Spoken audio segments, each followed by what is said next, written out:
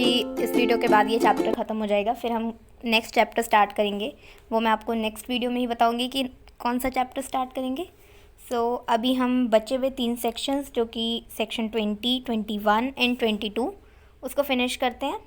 उसके बाद बाकी के नेक्स्ट वीडियो में करेंगे।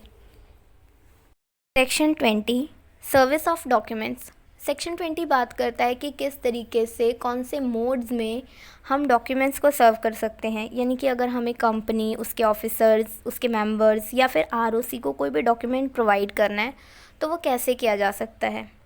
सब सेक्शन 1 बात करता है कि अगर कंपनी या फिर उसके ऑफिसर्स को कोई भी डॉक्यूमेंट देना है तो वो उसके रजिस्टर्ड ऑफिस पे, यानी कि कंपनी के रजिस्टर्ड ऑफिस पे प्रोवाइड किया जाना चाहिए। अब उसे या तो हम खुद जाके हैंड ओवर कर सकते हैं, यानी कि अगर जिस भी पर्सन को वो डॉक्यूमेंट सर्व करना है वो पर्सन खुद रजिस्टर्ड ऑफिस जाके डॉक्यूमेंट दे सकता है या फिर इसे बाया रजिस्टर्ड पोस्ट भेज सकते हैं, या फिर स्पीड पोस्ट, कुरियर सर्विसेज, या फिर इलेक्ट्रॉनिकली, या फिर किसी भी और मोड में जो भी लॉ ने प्रिस्क्राइब किया है। और साथ ही में अगर किसी भी कंपनी के जो शेयर्स हैं वो डीमेट फॉर्म में होल्ड किए गए हैं तो बेनिफिशियल ओनर को अगर कोई डॉक्यूमेंट सर्व करना है तो वो इलेक्ट्रॉनिकली सर्व किया जाएगा बाय डिपॉजिटरी। सब सेक्शन 2 बात करता है कि अगर आरओसी या फिर कंपनी के मेंबर्स, यानी कि रजिस्ट्रार ऑफ कंपनीज या फिर कंपनी के मेंबर्स को कोई डॉक्यूमेंट सर्व करना है तो वो कैसे करेंगे।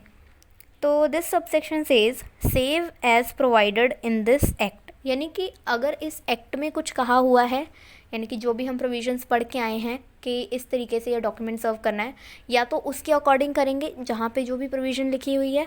अगर कहीं पे कुछ नहीं लिखा हुआ, यानी कि कहीं पे नहीं बताया हुआ कि कैसे इस डॉक्यूमेंट को सर्व करना है, तो उस केस में उस डॉक्यूमेंट को via post, registered post, speed post, courier services, electronically या फिर खुद ऑफ़िस जाके डिलीवर किया जा सकता है। यानी कि आरओसी के ऑफ़िस जाके कोई भी पर्सन डॉक्यूमेंट को डिलीवर कर सकता है, या फिर मेंबर के रेजिडेंशियल एड्रेस पे कोई भी डॉक्यूमेंट जो है वो डिलीवर किया जा सकता है, या फिर किसी भी और मोड में डिलीवर कर सकते हैं जो भी लॉ ने प्रिस्क्राइब किया हो। यहाँ पे कहा गया है कि अगर कोई मेंबर चाहता है कि किसी एक पर्टिकुलर मोड में ही उसे डॉक्यूमेंट सर्व किया जाए तो उस केस में उसे एक फ़ीस पे करनी होगी जो कंपनी डिसाइड करेगी in its annual general meeting. और साथ ही में इस सेक्शन के अंडर कुरियर का मतलब है कोई भी पर्सन या फिर कोई भी एजेंसी जो डॉक्यूमेंट सर्व करती है, यानी कि जो डॉक्यूमेंट्स को डिलीवर करती है along with the proof of delivery, कि उन्होंने डिलीवरी किया इस बात का प्रूफ भी डिलीवर करते हैं। यानी कि कोई भी इनवॉइस हो सकता है या फिर कोई भी रिसीट हो सकती है जिससे ये पता चले कि हाँ यहाँ पे डिलीवरी की गई थी। So it's all about this section. Let's move to the next section. Section 21 Authentication of Documents, Proceedings and Contracts. ये सेक्शन बात करता है कि किसी भी डॉक्यूमेंट, प्रोसीडिंग या फिर कॉन्ट्रैक्ट को लीगल कैसे बनाया जाए, यानी कि वैलिड कैसे बनाया जाए।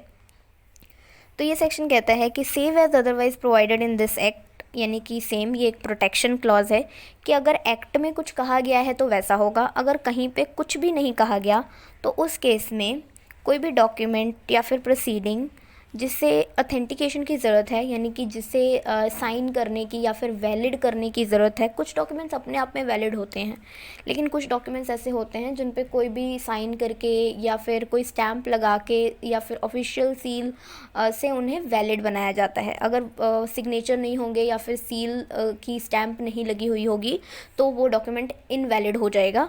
तो उन डॉक्यूमेंट्स को ऑथेंटिकेशन की ज़रूरत होती है। तो अगर ऐसा कोई भी डॉक्यूमेंट या प्रोसीडिंग है या फिर कोई भी कॉन्ट्रैक्ट है जो कंपनी ने बनाया है या फिर कंपनी के बिहाफ पे किसी और ने बनाया है जिससे ऑथेंटिकेशन की ज़रूरत है, तो उस केस में इसे कौन ऑथेंटिकेट कर सकता है। इसे ऑथेंटिकेट करने के लिए या तो कोई भी की मैनेजरियल पर्सन, यानी कि KMP, जिसकी डेफिनेशन हमें सेक्शन 2 में बताई गई है, कोई भी की मैनेजरियल पर्सन इसे साइन कर सकता है, या फिर कोई भी ऑफिसर जिससे बोर्ड ऑफ डायरेक्टर्स ने ऑथराइज़ किया है साइन करने के लिए, वो पर्सन साइन कर सकता है। अब की मैनेजरियल पर्सन में भी कईयों को नहीं पता हो, तो की मैनेजरियल पर्सन होते हैं हमारे कंपनी के chief executive officer, chief financial officer यानी कि सीईओ, सीएफओ या फिर मैनेजिंग डायरेक्टर या फिर कोई भी अदर पर्सन जो अथराइज्ड बाय बोर्ड है, उसे हम केएमपी बोलते हैं। Section 22 execution of bill of exchanges etcetera. Section 22 बात करता है कि कैसे किसी भी कंपनी के बिल ऑफ एक्सचेंजेस या प्रॉमिसरी नोट्स को एग्जीक्यूट किया जा सकता है।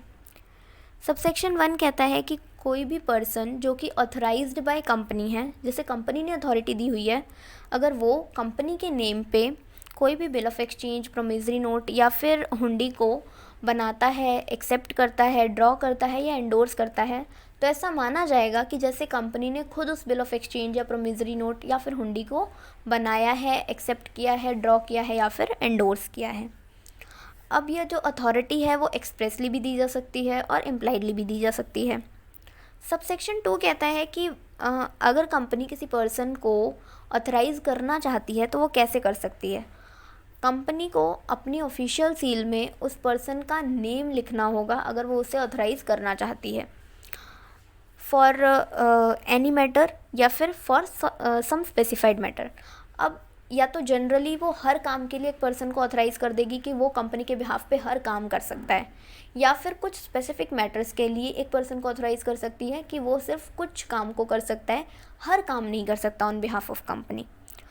अब इसके लिए कंपनी को अपनी ऑफिशियल सील में उस पर्सन के नेम को मेंशन करना होगा, या फिर डेजिग्नेशन भी मेंशन की जा सकती है।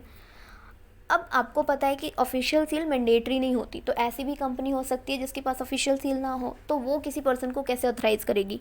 अगर ऑफिशियल सील नहीं है तो कोई भी 2 डायरेक्टर्स या फिर एक डायरेक्टर और एक कंपनी सेक्रेटरी, कोई भी 2 डायरेक्टर्स या फिर एक डायरेक्टर और एक कंपनी सेक्रेटरी किसी भी पर्सन को ऑथराइज़ कर सकते हैं to act on behalf of company, या तो जनरली या फिर इन स्पेसिफाइड मैटर्स। अब वो पर्सन सिर्फ इंडिया के अंदर कुछ काम करने के लिए भी ऑथराइज़ किया जा सकता है, या फिर इंडिया के बाहर भी काम करने के लिए ऑथराइज़ किया जा सकता है, डैट वो कंपनी की मर्ज़ी होगी।